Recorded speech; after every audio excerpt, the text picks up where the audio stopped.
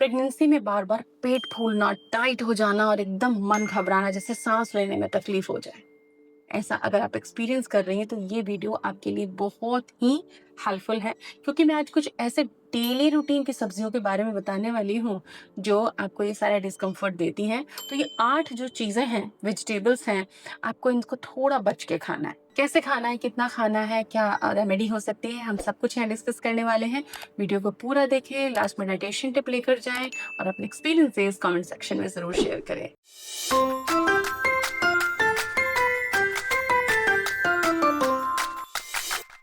Welcome to YouTube mom. Pregnancy में बहुत अच्छी सब्जियां भी आपको बहुत ज़्यादा गैस, ब्लोटिंग और डिस्कम्फर्ट दे सकती हैं। लेकिन एक और फैक्टर होता है जो आपकी बॉडी का फिजियोलॉजिकल फैक्टर है कि due to pregnancy hormones like progesterone आपका इंटेस्टाइन का मूवमेंट स्लो रहता है, क्योंकि प्रोजेस्टेरॉन यूट्रस को रिलैक्स करता है, मस्कुलर स्ट्रक्चर है। इंटेस्टाइन भी मांसपेशियों से बनी हुई रचना है, तो यूट्रस को रिलैक्स करता है तो मांसपेशियां इंटेस्टाइन की एडजेसेंट होती हैं, उनको भी रिलैक्स कर देता है, तो डाइजेशन स्लो हो जाता है, फर्मेंटेशन ज़्यादा होता है, कब्ज हो जाती है आपको कई बार और गैस बहुत बनती है। ऐसे में कुछ सब्जियों को अगर हम कम खाएं, कुछ अलग तरीके से पकाकर खाएं, कुछ उनकी कुकिंग में चेंजेस करके खाएं, देन बेटर हो सकता है। लेकिन जो पहले के तरीके से आप खाते थे वो तरीके आपको परेशानी में डाल सकते हैं। आ जाते हैं क्रूसीफेरस वेजिटेबल्स, गोभी फैमिली पर।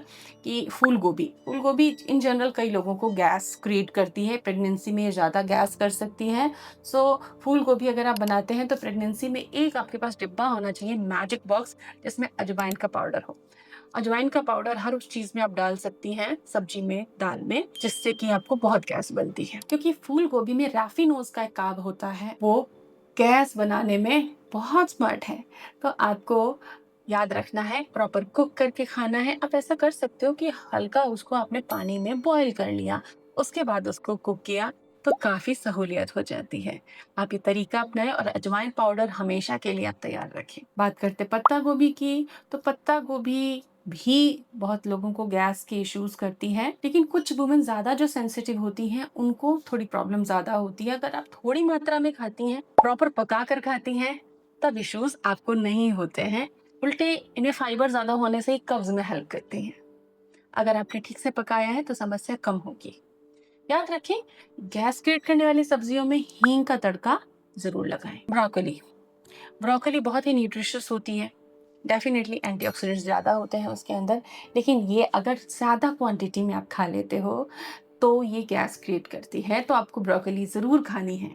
सब कुछ खाना है, लेकिन पोर्शन कंट्रोल करके। मूली, जब मूली का मौसम होता है, आप प्रेग्नेंट हैं तो सैलेड में आप मूली खा सकते हैं, लेकिन मूली भी गैस क्रिएट करती है, इसीलिए काला नमक और नींबू वगैरह के साथ में इसका सलाद तैयार करें, ताकि ये एसिडिटी और गैस का ट्रिगर ना करे, और थोड़ा कम क्वांटिटी में खाइए। लंच में आप मूली का सलाद ले सकते हैं, रात के समय या शाम के बाद नहीं। आप मूली का अचार खाते हैं वो ज्यादा अच्छा होगा बजाय की रॉ मूली के। प्याज, अगर कच्चा प्याज खाया जाए तो प्रेगनेंसी में भी वो कई बार गैस बढ़ाता है।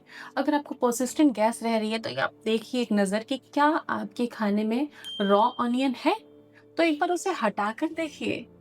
अगर आप रॉ ऑनियन हटा देते हैं और गैस रुक जाती है तो रोल आप समझ ही गए किसका था।